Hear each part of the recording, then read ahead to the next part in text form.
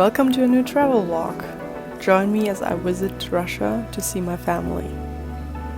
At the airport in Germany, we watched some of the Olympic skaters before finally taking off. It was my boyfriend's first flight ever. Since there are currently no direct flights to Russia due to the conflict, we flew through Istanbul, Turkey.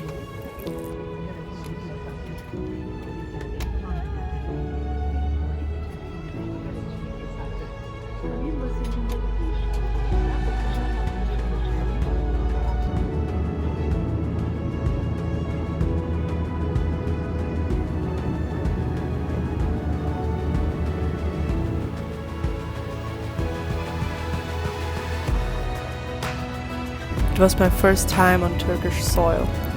We landed on time, but were driven around the huge airport for 45 minutes, leaving us only an hour instead of 2 to find our connecting gate.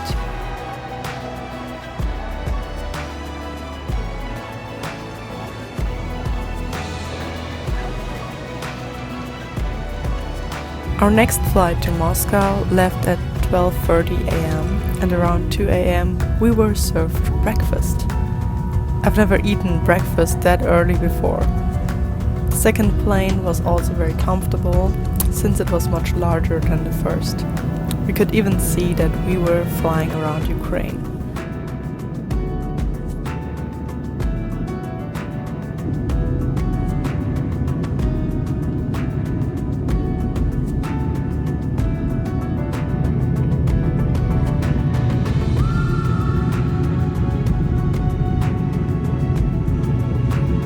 We landed early in Moscow and went straight to Red Square.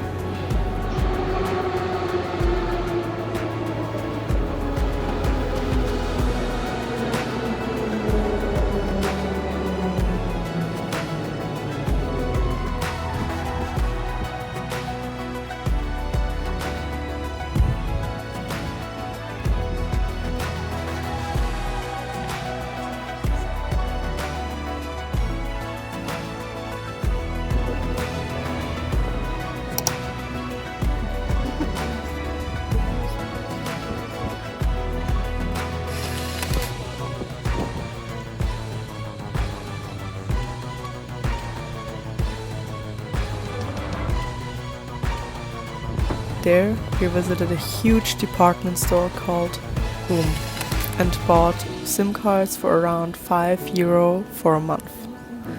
You can easily tell which brands have sanctioned Russia and which haven't. Welcome to the Red Square.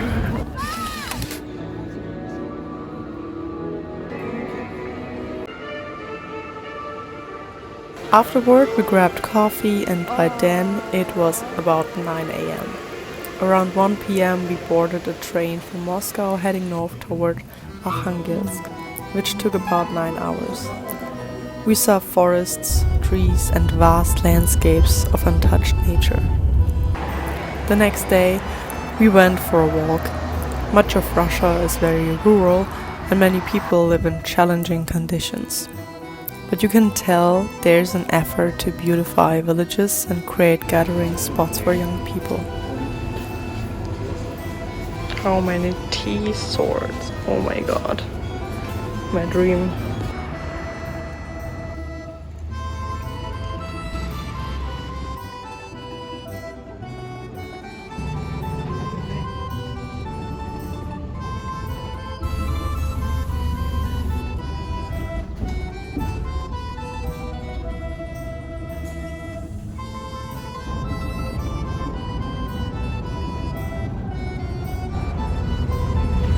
We took a day trip to Vologda, where the city's 2 historic churches stand as landmarks.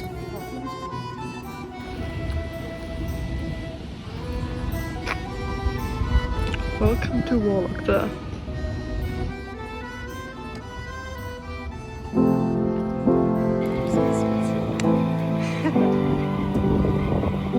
We climbed up a church tower to enjoy the view and even found a really cool skate park.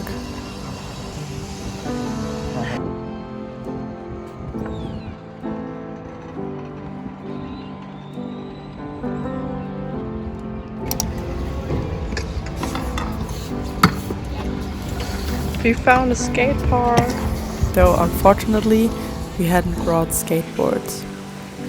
Then we made our way to Caffè Camino, where they had a great selection of pastries and delicious cappuccinos.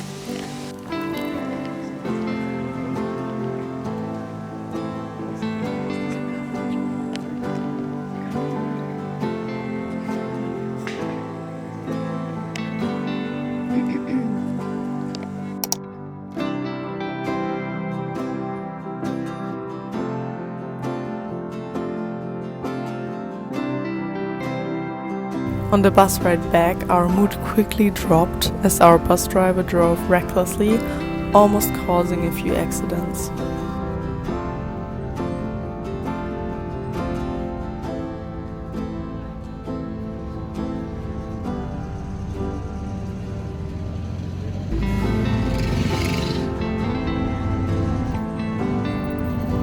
Here we saw the Revolution Square.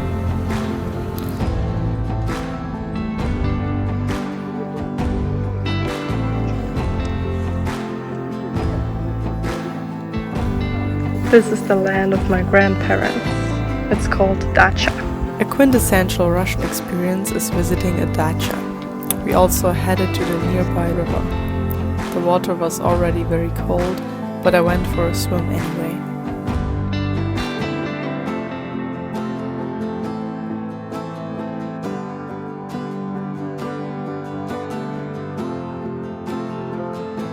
It's so wonderful to eat freshly harvested vegetables and fruits right from the garden. I love pulling carrots straight from the ground, rinsing them in the rain barrel and eating them on the spot. Naturally, we drank a lot of black tea here before getting back to work. Это наша дача. We're gonna show you everything. Here you can see the potatoes. Lots of potatoes. And we have carrots here, lots of carrots. Still potatoes. Here we have bell pepper. There you can see it. German it's zucchini. Zucchini. More potatoes. What did I say? Potato. No, we have more tomatoes, of course. Some salad. Beetroot. In Russia we put it in borscht. Did you show the strawberries and the kale? No, here we have the strawberries. Beautiful. More beetroot. More kale. And this is chipitza. What? It's called a A greenhouse, alright. Oh, here more strawberries. Klubnika in Russian. In the greenhouse we have, of course, more tomatoes. But it's not as hot right now. Wow, do you see that? Later we caught the bus back home.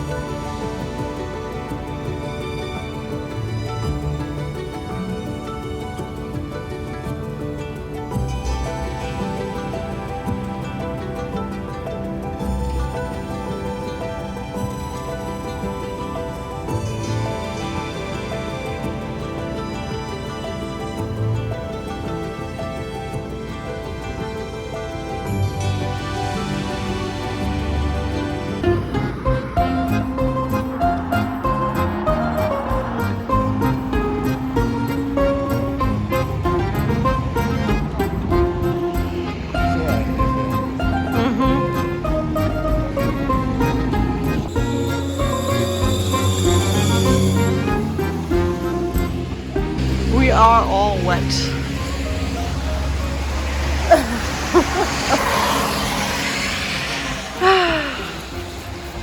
More sports. Now we're gonna have to run the last kilometer to my grandparents' house. Oh man. we only have one pair of shoes that doesn't have to get wet.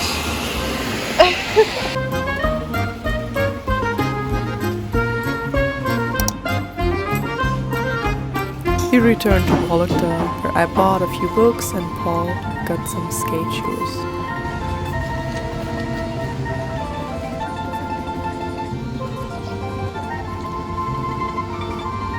The day of the city.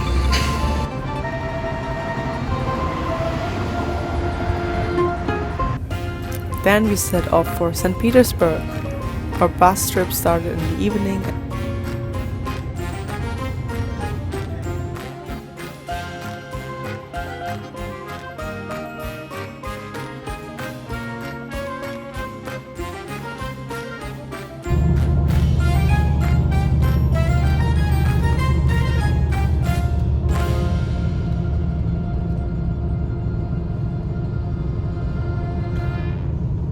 Around 6 a.m. in the morning, we arrived, warmly greeted by our tour guide.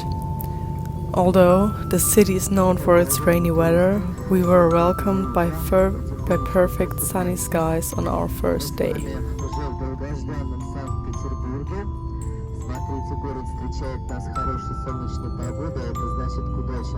Все дело в том, что Санкт-Петербург, конечно же, город необычный, и в том числе погода здесь тоже необычная.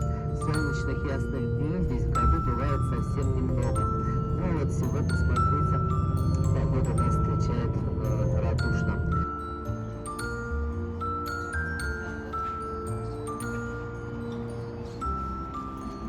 Breakfast and lunch were combined into one, and we started a tour filled with stories about St. Petersburg's history and Peter the Great. We visited the Hermitage Museum and many other sites. Peter the Great was Russia's first emperor and is considered one of the most important figures in Russian history.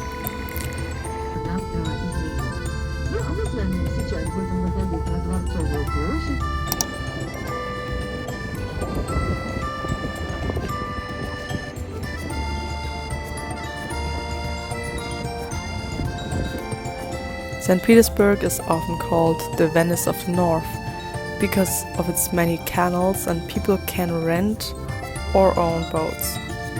Our guide told us that Peter the Great, who built the city, was heavily influenced by European architecture, especially from Scandinavian countries.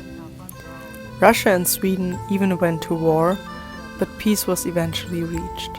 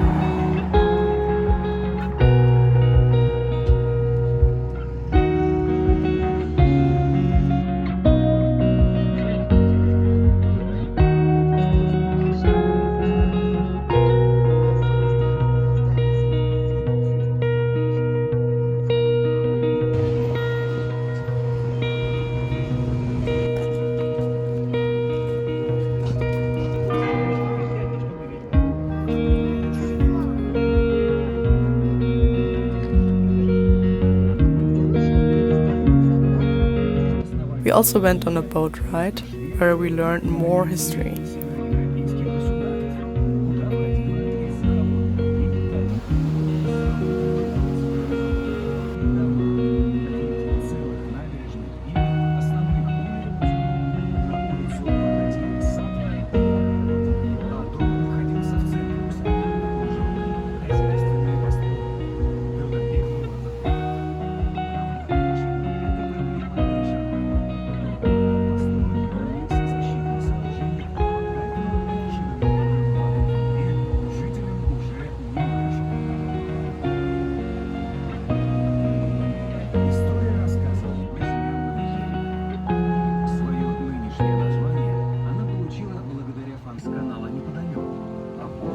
always impressed by the effort people put into building on and around the canals. This building, inspired by the French, is called At the Red Bridge and was Russia's first multi-story store.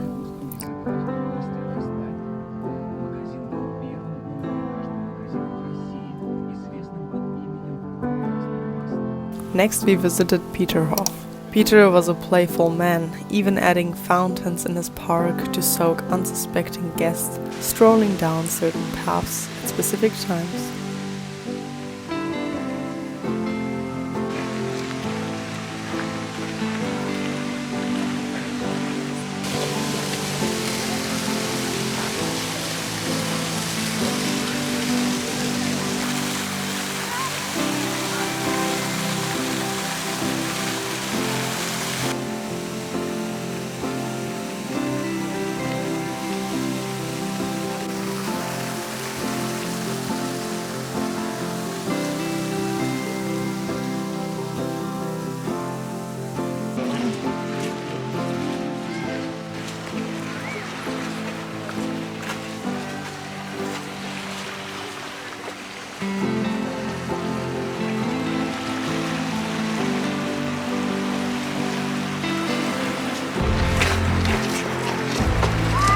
We came all the way from there.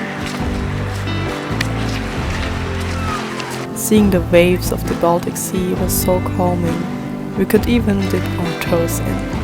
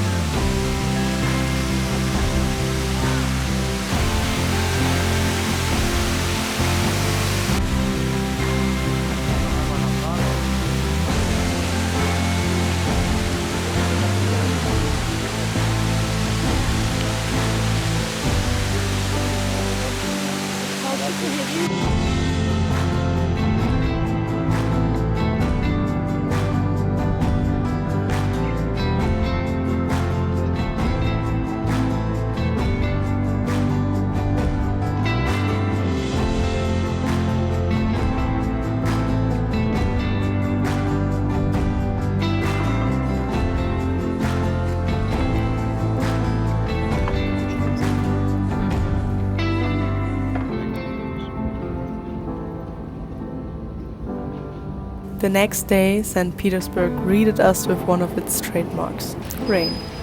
It poured all day, but we had the entire day to explore the city on our own. We started at the House of Books.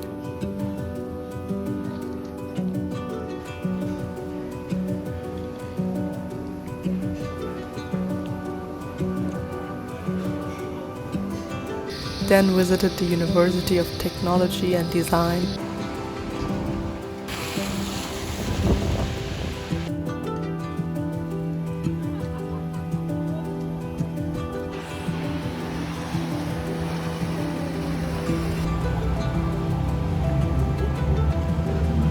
And stopped by the University of Music, where someone was practicing piano.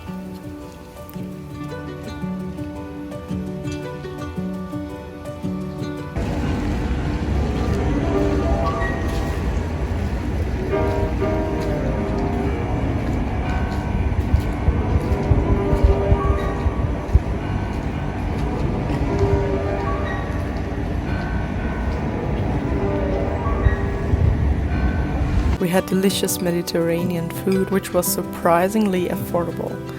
Even in big cities, food is not much pricier than in rural ones. For comparison, a good espresso-based coffee costs about 140 rubles, or roughly €1.50.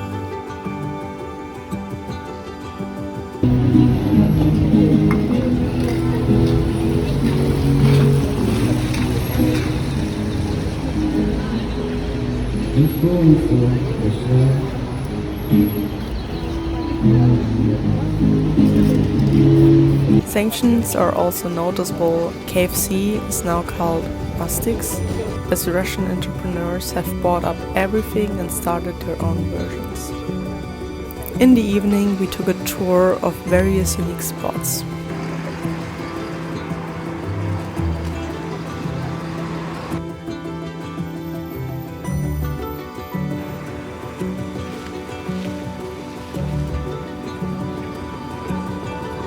We were lucky enough to see the famous bridge draw, which only happens once a month to allow ships to pass for import and export during the night.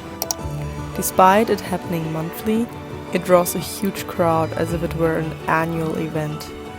We barely saw it finish before rushing to get across before our hotel's island was cut off for the night. St. Petersburg is filled with canals and islands connected by bridges. If you don't make it across in time, you're stuck until morning.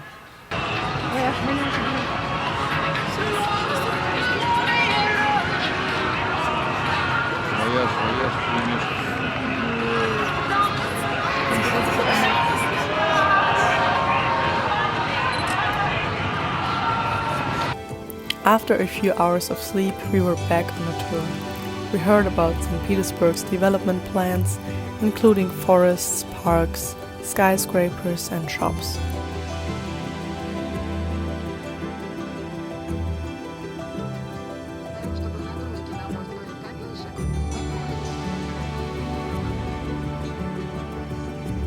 We saw Kronstadt, a harbor.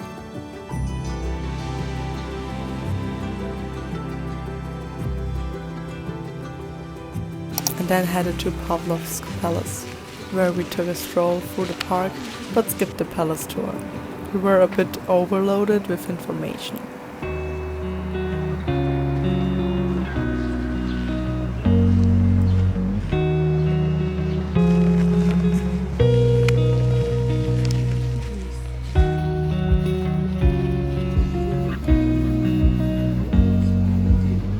Our next stop was Gachina, a bit further out. We walked through the park there as well.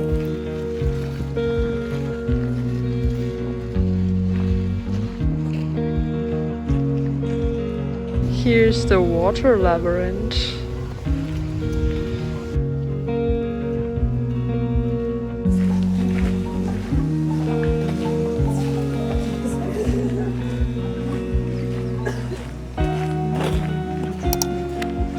Sadly, it was then time to say goodbye to the beautiful city of St. Petersburg.